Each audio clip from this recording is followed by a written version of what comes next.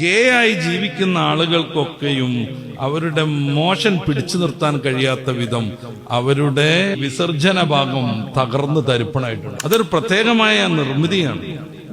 പടച്ച റബ്ബ് അതൊരു വലിയ അനുഗ്രഹമായി മനുഷ്യന് നൽകിയതാണ്. നമ്മളാരും വിസർജനം കഴിഞ്ഞാൽ സൂപ്പർ ഗ്ലൂ ഇട്ടിട്ട് ആ ഭാഗം ഒട്ടിച്ചു വെക്കാറില്ല. പക്ഷെ ഇത്തിരി ലീക്കേജ് വരും. നമ്മളാരും അവിടെ വേറെ ഏതെങ്കിലും രീതിയിലുള്ള സംവിധാനങ്ങൾ വെക്കാറില്ല, ടാപ്പൊട്ടിക്കാറില്ല. പക്ഷെ ഒരു തുള്ളി പോലും ലീക്കേജ് ഇല്ല. ശരിക്കും അതിന്റെ പ്രകൃതം മനസ്സിലാക്കണം.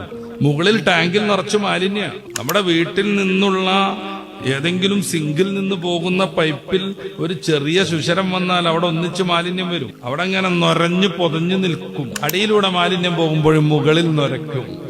ഇത് മുകളിൽ വലിയ മാലിന്യത്തിന്റെ ടാങ്ക് വെച്ചിട്ടും അതിന്റെ പൈപ്പ് അടിവരെ നിന്നിട്ടും അവിടെ പ്രത്യേകിച്ചൊന്നും സംവിധാനം വെക്കാതെ അടച്ചു വെക്കാതെ ഇരുന്നിട്ടും അതിൽ നിന്ന് ഇത്തിരി പോലും സാധാരണഗതിയിൽ ലീക്കേജ് വരില്ല. അതിനങ്ങനെയുള്ളൊരു പ്രത്യേകമായ കഴിവുണ്ട്.